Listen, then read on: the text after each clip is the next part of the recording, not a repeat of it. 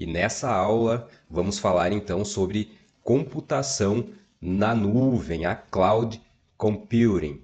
Pessoal, primeiro vamos conceituar aqui, né, a computação em nuvem, que se trata nada mais nada menos do que o armazenamento, desenvolvimento e processamento de dados em servidores remotos que podem ser acessados pela internet. Esses servidores, então, eles não estão fisicamente no local onde está se acessando o tipo de serviço. Um exemplo muito comum de computação em nuvem é o salvamento de arquivos em servidores de terceiros, tá? Então, a gente não salva ali os nossos arquivos, né, nos nossos equipamentos e salvamos em servidores na nuvem, em servidores de outras empresas para acessá-los por meio, né, da internet. Essas empresas, então, como Google, Microsoft, Amazon, oferecem esses serviços de armazenamento, né, ao qual nós temos o acesso aí e temos a possibilidade de armazenar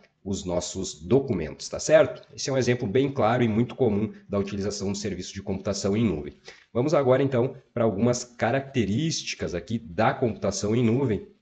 E a primeira delas diz respeito ao autoatendimento sob demanda. Então, o usuário ele pode contratar, né, serviços conforme a sua necessidade. Vamos dar um exemplo novamente aqui em relação ao armazenamento de arquivos na nuvem. Então, o usuário ali, né, ele pode solicitar um serviço, por exemplo, de armazenamento de 100 gigabytes, imaginando que esses 100 gigabytes sejam suficientes para guardar aí todos os seus documentos, né? Não sendo suficientes, ele pode, então, solicitar um adicional, né, de, por exemplo, mais 100 gigabytes e assim sucessivamente, né? Ele pode, então, aliar a quantidade do serviço à sua demanda, tá certo? Outra característica que a gente tem aqui é o amplo acesso à rede. Então, a gente pode acessar os nossos serviços, os nossos documentos na computação em nuvem, na nuvem, por meio de qualquer tipo de dispositivo. Por exemplo, podemos acessar por meio de celulares, por meio de tablets, notebooks ou, né, os desktops.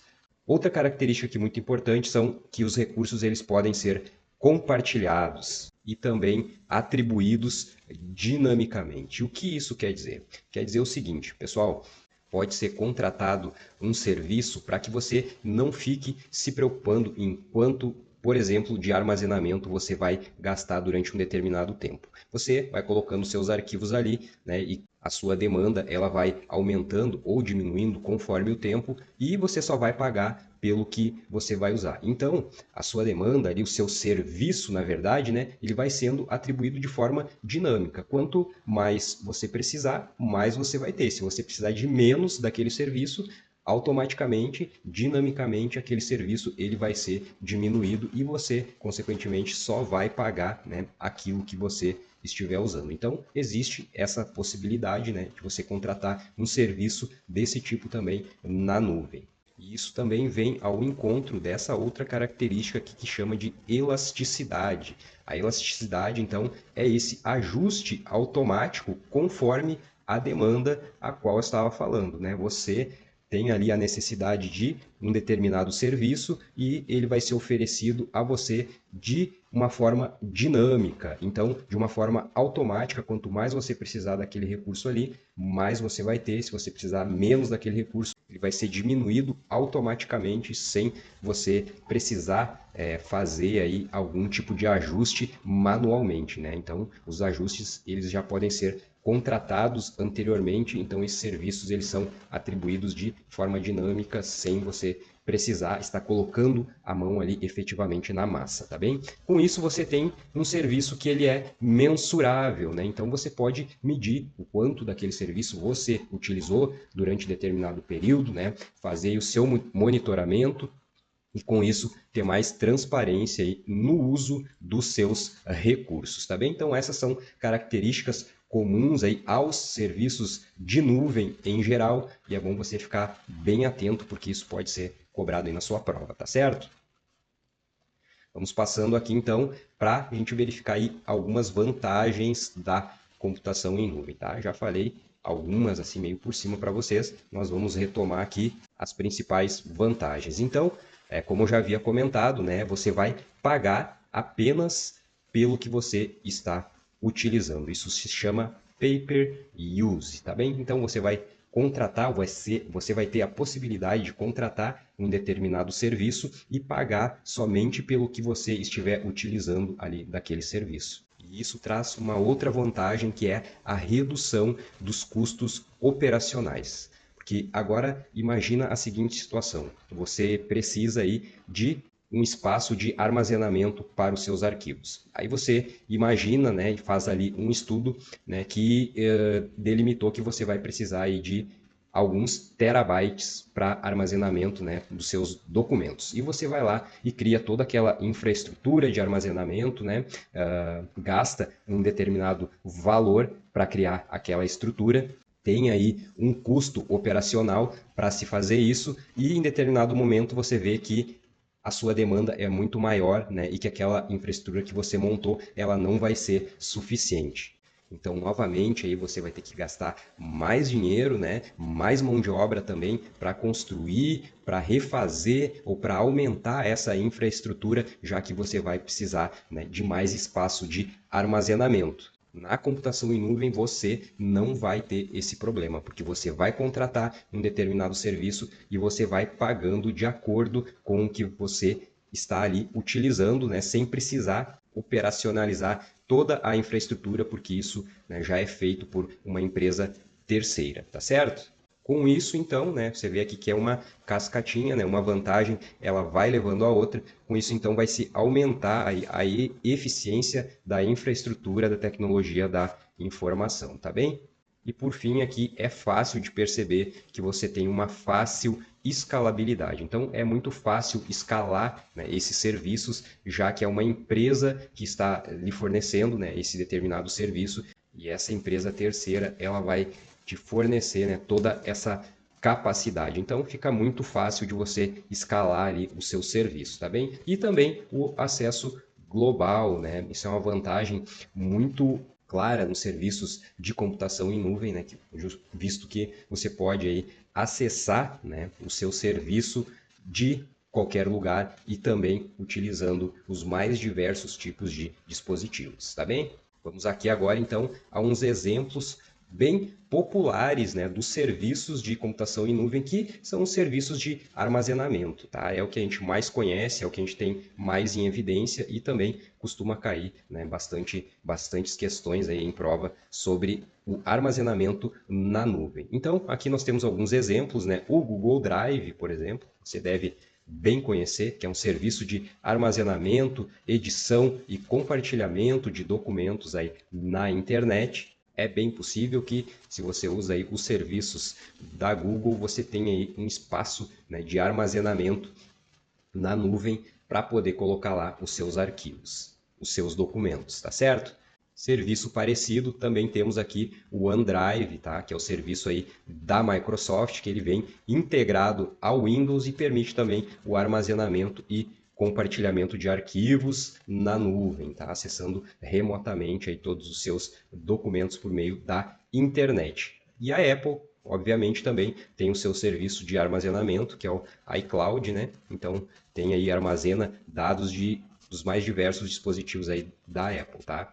Esses são os exemplos mais populares, né? Mas mais à frente a gente vai ver alguns outros tipos de serviços que não somente armazenamento na nuvem, tá bem? Vamos passar aqui então para o próximo slide, que a gente vai ver uma parte bem importante, né, da computação em nuvem, que são os modelos de serviços oferecidos, tá certo? Nós temos 3 principais modelos aqui, eles costumam cair em prova de concurso, então eu trouxe aqui para vocês, que são o software como um serviço, a plataforma como um serviço e a infraestrutura como um serviço. Então são 3 conceitos diferentes, você tem que ficar bem atento para conseguir diferenciar que tipo de serviço é oferecido em cada uma dessas classificações, tá bem?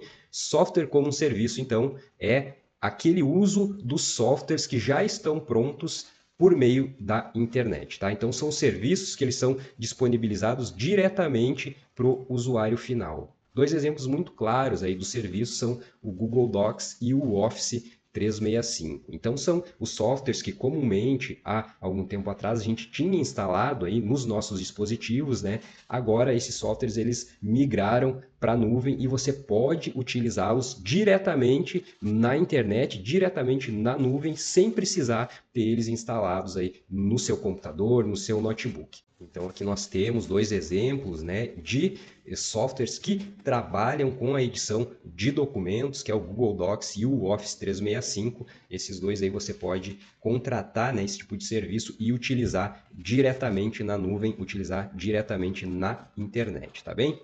Então, este é o software como um serviço. Agora a gente vai para a plataforma como um serviço. Esta classificação é uma plataforma para o desenvolvimento de aplicações, de softwares, na qual ali, né, o desenvolvedor ele pode criar, pode modificar, ele pode otimizar aí os seus softwares e aplicações, né, diretamente na internet. Então, ao invés, né, por exemplo, aí, de você ter aquele framework instalado aí no seu computador, né, para criar aí o seu software, para desenvolver a sua estrutura, você vai ter isso na internet, você vai ter isso diretamente na nuvem, né, sem precisar ter aí no seu dispositivo local. Você vai fazer isso diretamente na nuvem, você vai desenvolver, você vai ter todas as ferramentas para desenvolver, né, para criar, para modificar, para otimizar ali as suas aplicações diretamente na nuvem. Então, essa classificação é a plataforma como um serviço. E um exemplo aqui é o Google App Engine, tá? Disponibiliza aí uma plataforma para desenvolvimento, né, de softwares na internet. E a terceira classificação é a infraestrutura como um serviço. Esse tipo de serviço, então, oferece uma infraestrutura de hardware sob demanda, tá bem? Aqui, então, é contratada a capacidade de hardware, tá? Você pode contratar, então, aqui memória, você pode contratar armazenamento, você pode contratar processamento de serviços, serviços em rede, enfim, é aquela parte mais ligada ali ao hardware, mais estrutural, né, mais física aí da parte da TI, da parte de informática, também pode ser contratada por serviços em nuvem. Então, em vez de você ter aí na sua empresa, né, aquele super processador com alta capacidade de armazenamento, com alta capacidade de processamento, com muita memória, você pode ter, né, esse serviço disponibilizado na nuvem, né, por meio da internet. Então, você vai acessar toda essa capacidade, você pode contratar toda essa capacidade de infraestrutura sem precisar ter ela fisicamente ali na sua empresa. E um exemplo de empresa que oferece esse tipo de serviço é a Microsoft, né? Por meio do Microsoft Azure, oferece então um serviço de infraestrutura na nuvem, tá bem? Então vimos aqui os nossos três modelos de serviço de computação em nuvem e agora nós vamos passar aqui para os tipos de nuvem. Nós temos 4 tipos de nuvens que são cobradas em prova, que são a nuvem pública, a nuvem privada, a nuvem híbrida e a nuvem comunitária. E agora nós vamos detalhar cada uma delas. Primeiro, a nuvem pública. A nuvem pública, então, ela se caracteriza por ser uma infraestrutura compartilhada. São aqueles serviços, então, a que todos nós temos acessos aí na nuvem, né, na internet. Por exemplo, né, o Google Drive para armazenamento, o Google Docs, né, para edição de documentos. A Amazon também tem serviço de nuvem pública, né, com a Amazon Web Services. São esses serviços, então, compartilhados, né, que todas as pessoas que quiserem ter acesso a esse serviço, elas podem ter acesso, né, contratando ali de uma forma normal, tá bem? Vantagem, então, aqui é o baixo custo, né? Um custo menor em relação principalmente ao seu contraponto, que é a nuvem privada, e uma desvantagem é que se tem aqui um menor controle, né, sobre os serviços ali oferecidos.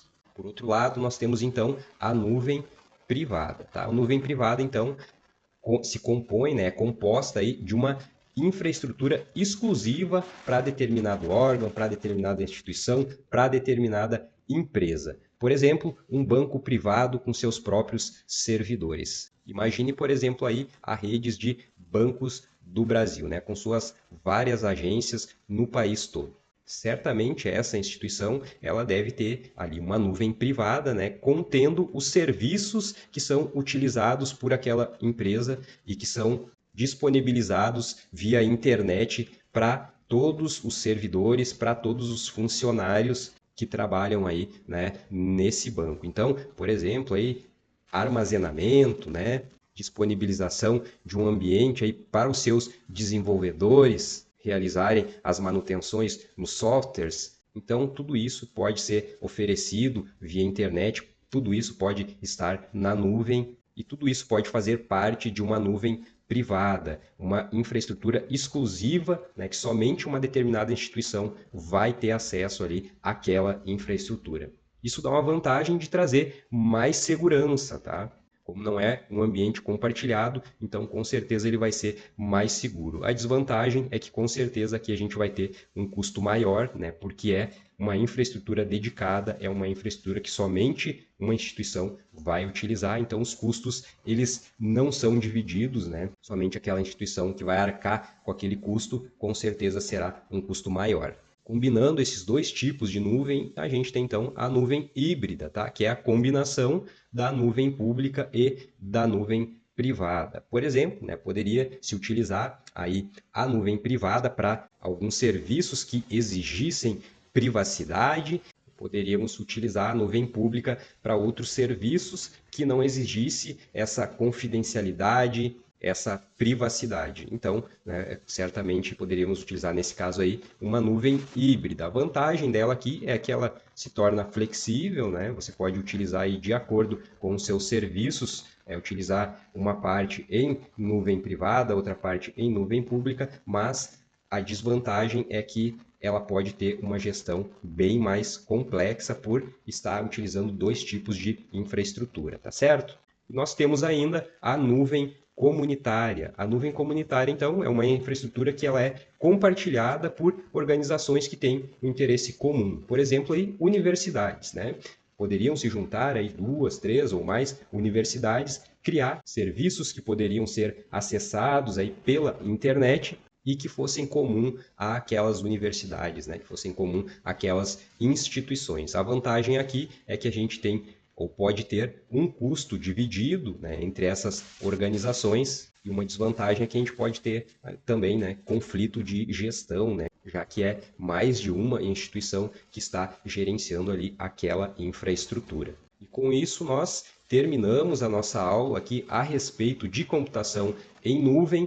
Fiquem atentos aos conceitos, eu espero que vocês tenham entendido direitinho. Qualquer dúvida pode postar nos comentários aqui embaixo, tá certo? Um abraço e até a próxima aula.